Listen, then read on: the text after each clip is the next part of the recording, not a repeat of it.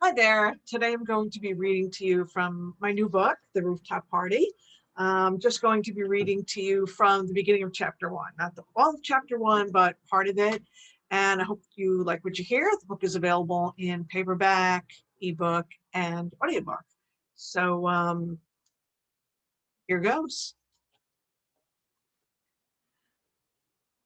Dana Barry raised her fist to knock on the door and paused. She wasn't easily intimidated, but walking into Eleanor Gratz's office was like trying to open an umbrella in a hurricane, and she needed a moment to anchor herself. Not that Dana wasn't used to stormy weather. Until she got this job at the shopping channel, her life had been one shitstorm after another. The last monsoon hit 6 months ago when she was fired from her job at a mall store in Queens. With no acting auditions on the horizon, Dana didn't know how she would pay her rent, let alone her student debt. So she did the only thing she could think of.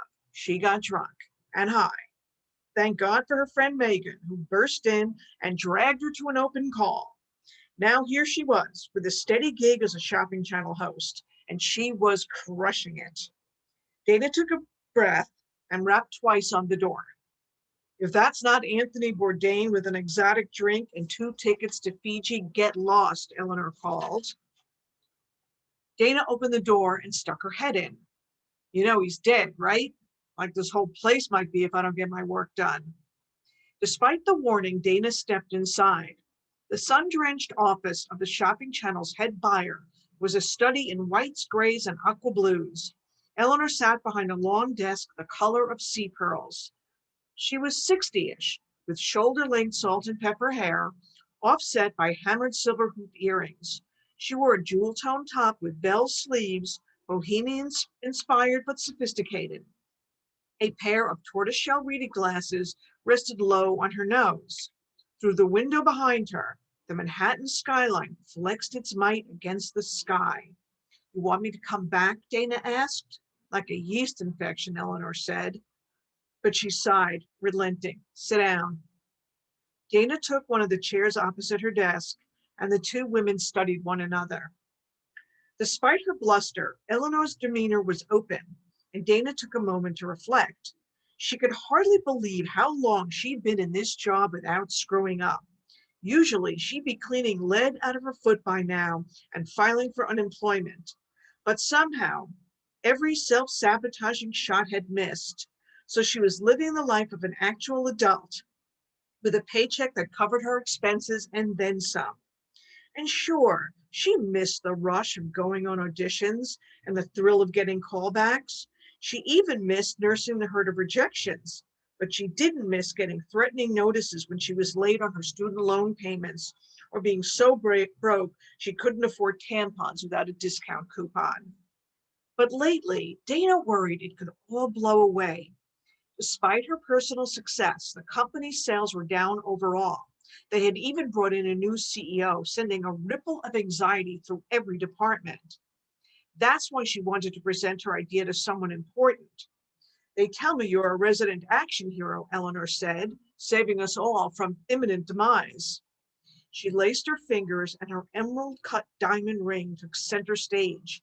It was flanked by sapphires, showcased in an Art Deco platinum setting. The piece was tasteful despite the size, and Dana could imagine cooing over it on the air. Some heroes wear capes and fight crime, Dana said, offering a self-deprecating smile. Me, I can talk for hours without taking a breath.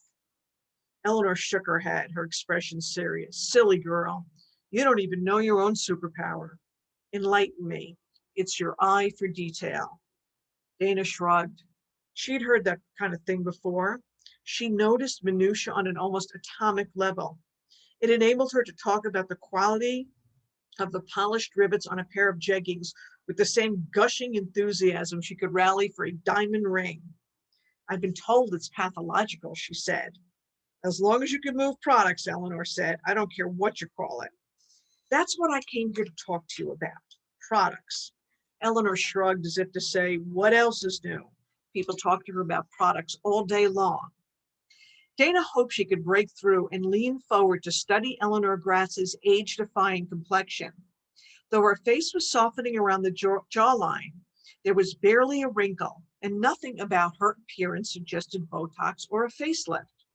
What kind of moisturizer do you use? Dana asked. It was a question she had formulated on the elevator. She would flatter her way in, but earnestly. Eleanor pulled off her glasses. I know an opening line when I hear one. There's a reason I'm asking. I would hope so. Dana regrouped. Eleanor wouldn't respond to phoning or manipulation. She had to get right to the point. Look, she said, I know we're not doing as well in apparel as we used to. But the fact is, there's no way we compete with the internet. All those fashion websites, they're creaming us. They can't touch us on quality, but that's hard to demonstrate on TV. Skincare, on the other hand. Please don't tell me you're suggesting a skincare line. Why not? I can sell it, Eleanor. I know I can. All I need is a couple of models and a tight shot of disappearing crow's feet. Eleanor laughed. Honey, you really think that's an original idea? I don't know if it's original.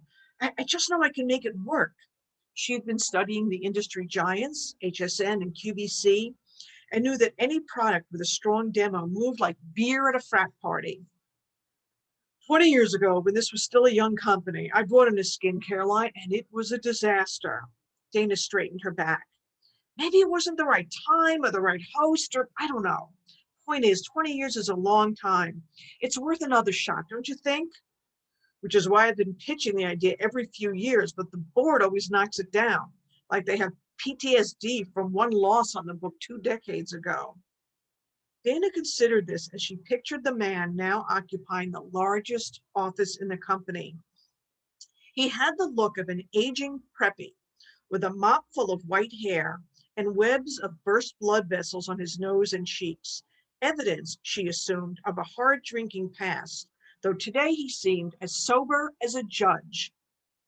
But we have a new CEO, she pressed. Maybe he'll be open to it. Eleanor released a bitter laugh. Ivan Dennison. He was brought in to shake things up, wasn't he? Maybe this is just the, he'll never go for it. Are you sure? Trust me, Dana. I'd never get anywhere with Ivan.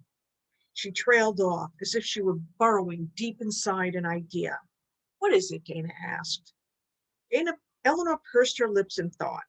After a few beats, she lowered her head as if confiding something. Dana, there's a particular kind of man to whom women become invisible at a certain age. We've served our usefulness, and now we're dispensable. Ivan Dennison wouldn't hear me if I came in with a bullhorn.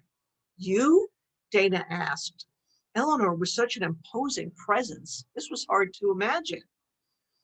Trust me, I could burst into flames, and he'd lean forward to light a cigar. Dana squinted, struggling to understand. If he's such a sexist, why did the board? Because they're desperate, and he's a ruthless fuck.